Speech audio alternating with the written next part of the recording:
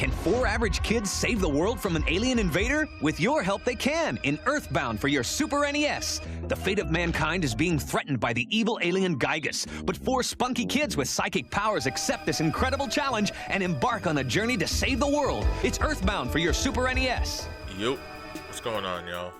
Nowadays, simple and quirky RPGs are a dime a dozen since games like Lisa and Undertale broke onto the scene.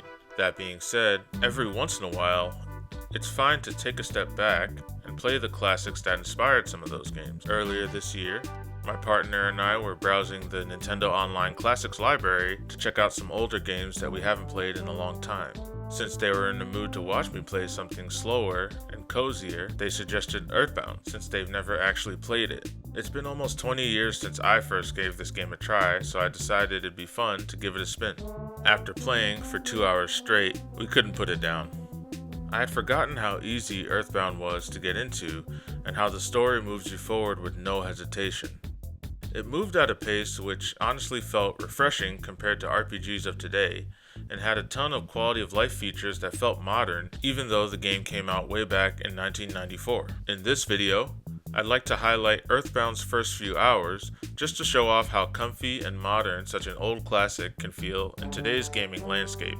This isn't a full-on review, and I'll do what I can to avoid major spoilers. If you leave this video feeling interested, I highly recommend you boot up your Switch and give this game a try if you're looking for a bit of a palate cleanse. But before getting into more, if you've been enjoying my videos, go ahead and leave a like, subscribe if you want to see more, and leave a comment.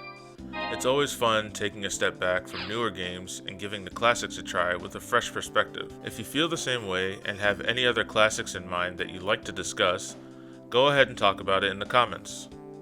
Now, when you're starting a new save in Earthbound, a few things jump out to any new player. The soundtrack is very 90s with punchy bass lines and drum samples. The composers, Keiichi Suzuki and Hirokazu Tanaka, have mentioned in interviews that some songs in the game use groups like the Beatles and the Beach Boys as direct references, which becomes obvious the more songs you hear. The journey you take through this game is meant to be personal. You're tasked with naming the entire RPG party, which is usually how things go. But you're also asked what your favorite food is, and what your favorite thing is, both of which end up being referenced regularly throughout the game. For me personally, these have made each playthrough I've done of this game stand out in my mind, and bring me back to the places and phases of my life that coincided with each playthrough. Any fan of Super Smash Bros. Will quickly recognize that this main character is in fact Ness, and his other party members have their canonical names too if you don't feel like naming them. To make things easier throughout this video, I'll refer to the characters by those names: Ness,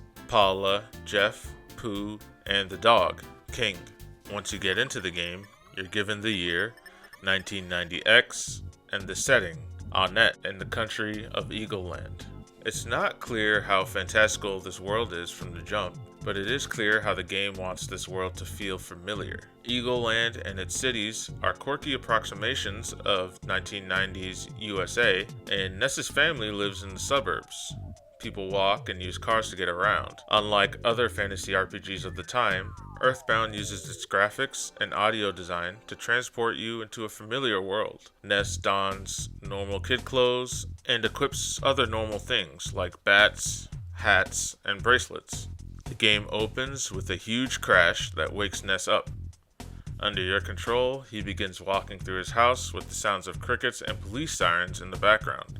The supposed normal setting makes oddities like that huge crash and other weird things that happen with its characters and world as you go through the game stand out, leaving you with a sense of curiosity and a bit of unease. In standard RPGs of the time, it's usually a toss-up whether or not NPCs will have anything interesting to say outside of those involved in the main story. As you speak to NPCs in Earthbound, you'll quickly learn that each one has something to say that can add to the immersion you feel in the game. The world is normal, but weird, and so are its NPCs. The script has real charm, and gives off a vibe akin to The Simpsons or a Saturday morning cartoon. The adults are poignant, sometimes aloof, sometimes hilarious, and other times dark. Before getting back into Earthbound, I found myself skipping a lot of dialogue in modern games to get to the juicy, high-budget cutscenes to move the story along. Getting into a game like this put me into a different mood. It felt fun to speak to every NPC I could to gather more context about the world. Through this exercise, I found NPCs that were just straight up weird and funny, which was a different kind of reward for playing. All of the dialogue felt modern, even in 2026, and some of these lines were so off kilter that you couldn't help but crack a smile. That's not to mention that some of these NPCs can give you helpful equipment and other things, so knowing this along with the potential of stumbling upon something funny, I was always talking to NPCs when I saw them. My partner and I both found ourselves cracking up unexpectedly all the way throughout this game. On a different topic, I remember Earthbound being pretty brutal when I was a kid playing through it for the first time. Coming back to it with fresh eyes, I've realized that they put a ton of helpful things in the game to help guide players and tailor the difficulty to what they would feel comfortable with.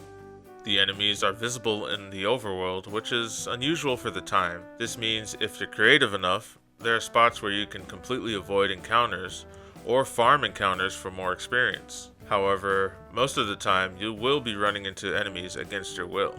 Enemies have the potential to despawn and respawn when they're taken off the screen, so you can use that to your advantage for grinding. You gain money from completing battles, and some enemies early on have the potential to drop items that you can use to sustain yourself or sell for some extra cash.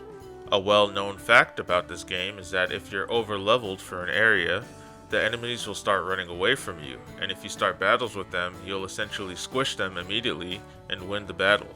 This can be a great way to farm experience and consumables if you're close to leveling up. Thinking of modern games, I remember a feature like this being a godsend in Metaphor Fantasio, so it's cool to see it show up in a game as old as Earthbound. At this point, if you've decided you're going to give the game a try, here are a few tips to help you throughout the beginning. Save up money from enemies and make sure you get the best gear you can at the drugstore. When I was a kid playing this game, I didn't really think about this and ended up making the game way harder than it needed to be. There's also an NPC north of the Onnet library who will give you some gear to equip, so don't miss them. Hold on to weird story items. Even though they take up space in your inventory, it's important to keep them. There are certain bosses that have specific weaknesses to some of the weird items you pick up, so don't forget to try them out. Don't be afraid to burn your PSI points on groups of enemies early on. There are a lot of butterflies and healing NPCs to help you out, so go ahead and use it up. So yeah, there you have it. It was really fun to get back into a game like Earthbound in the middle of all the new releases that are coming out this year. This video isn't super in-depth, but I really just wanted to share my experience and encourage people to try games out that they may have missed in the past. Over the past couple of years, I found myself trying out classics on the DS, Super Nintendo, and other older consoles just to fill time between major releases. And in doing so, I've noticed that there are a lot of smart design choices that were made in the past that made games feel more immersive and more exciting than you'd expect. If you like this style of video and want to hear more stories about some of the classics I've been trying out, let me know in the comments. One thing I've really tried to do lately is focus on playing games more so than complaining about them online or just watching reviews. The experiences you have playing a game will always be unique, so I highly recommend you just try to play whatever games you feel like playing. Don't be worried about your backlog, don't be worried about missing the new greatness. Just enjoy your time, because the time we have is limited. I look forward to hearing about some of the classic games you guys have been trying out in the comments. But until then, thank you for watching. If you like this video, leave a like. If you want to subscribe, go ahead and do that. And I'll see you some other time. Peace.